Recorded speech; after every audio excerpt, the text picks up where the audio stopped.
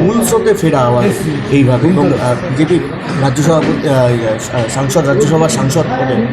দেখুন, প্রথম কথা হচ্ছে আজকে এমন একটা পবিত্র দিনে আমার এই পবিত্র দায়িত্ব ঘাড়ে আসলো, যার জন্য আমি অত্যন্ত খুশি।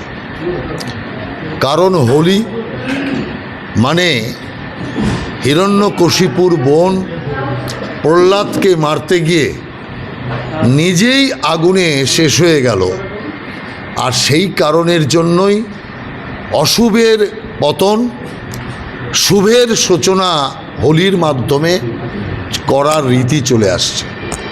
বৃন্দাবনে রাধা কৃষ্ণের এই হোলির পবিত্র দিনে আমার উপর এই গুরুদায়িত্ব যে চাপলো, তাতে আমি অত্যন্ত খুশি। আর একটা জিনিস, পার্টির সর্বত্র মেসেজ গিয়েছে। পার্টির বিভিন্ন ক্ষেত্রের কার্যকর্তারা যারা দীর্ঘদিন ধরে কাজ করছে, হয়তো তারা সেইভাবে দায়িত্ব পাচ্ছে না, তাদের কাছে মেসেজ এটা গেল যে পার্টি নজর রাখছে। পার্টি কাউকে ভোলেনি। অন্তত আমার এই দায়িত্ব দেখার পর তাদের মধ্যে আশার আলো সঞ্চার হবে যে না, আমরাও হয়তো একদিন কোনো না কোনোভাবে লাইমলাইটে আসব, দায়িত্বের স্রোতে আসব। এটাই হচ্ছে সবচেয়ে বড় কথা। কিন্তু আমি কখনো হতাশ হইনি। আমি ঈশ্বরের কাছে এটাই প্রার্থনা করি যে আমি কালকে যা ছিলাম আজকেও তাই আছি, আগামী দিনেও যেন তাই থাকি। অহংকার যাতে কোনোভাবেই বাসা না বাঁধে, এটাই ঈশ্বরের কাছে প্রার্থনা। দেখুন, বহু লোক আমাকে বলতো যে আপনার মতো লোকের এটা হওয়া উচিত, সেটা হওয়া উচিত। নানান লোক নানান সময় বলতো। প্রকাশ্যে তো গতবার শ্রমিক ভট্টাচার্য বলল, যখন শ্রমিক ভট্টাচার্য রাজ্যসভার সাংসদ হলো, সে কি বলল যে আমি না পেয়ে রাহুলদা পেলে বেশি খুশি হতাম। আর আমি মনে করছি যে ওটা কোনো ব্যাপার না, শ্রমিক ভট্টাচার্য পাওয়া আর রাহুল সিনহা পাওয়া একই আছে। অতএব এই যে শ্রমিক ভট্টাচার্য নিজে ফিল করছে রাহুলদা পাওয়া উচিত ছিল, বেশি খুশি হতাম পেলে, কিন্তু আমি কিন্তু তার জন্য এক ফোঁটা মন ছোট করিনি। শ্রমিকের নমিনেশনে ছুটে গিয়েছি, শ্রমিকের উৎসবে ছুটে গিয়েছি।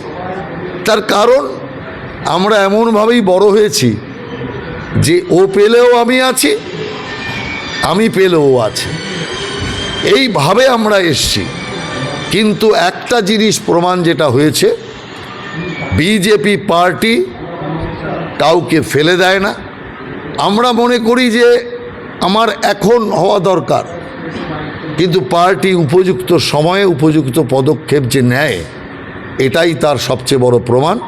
এবং স্বাভাবিকভাবে পশ্চিমবাংলার যে বেদনা, পশ্চিমবাংলার যে মানুষের হাহাকার, তাকে রাজ্যসভায় তুলে ধরবার, সংসদে সেটা ধ্বনিত করবার চেষ্টা আমি করব।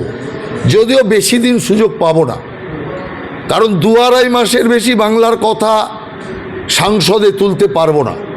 তার কারণ এখন যে বাংলাতে অগণতান্ত্রিক, অযোগ্য, বর্বর সরকার রয়েছে, সেই সরকার তো 2-2.5 মাস বাদে থাকবে না, তখন নতুন সরকার আসবে। অতএব মানুষের বেদনা, যন্ত্রণা সব সমাপ্ত হবে। অতএব বাংলার কথা বেশি আর তোলার উপায় না থাকলেও রাষ্ট্রীয়ভাবে নরেন্দ্র মোদীর সরকার যে চমকপ্রদ কাজ করছে, যাকে বিভিন্ন বিরোধী রাজনৈতিক দল খাটো করবার চেষ্টা করছে, সেই বিষয় নিয়ে বক্তব্য রাখব। জনসমস্যা, মানুষের সমস্যা, রাষ্ট্রীয় সমস্যাকে আরও প্রাধান্য দিয়ে সংসদে তুলে ধরার চেষ্টা করব।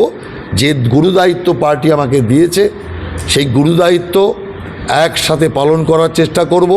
আর সবচেয়ে বড় কথা, আমি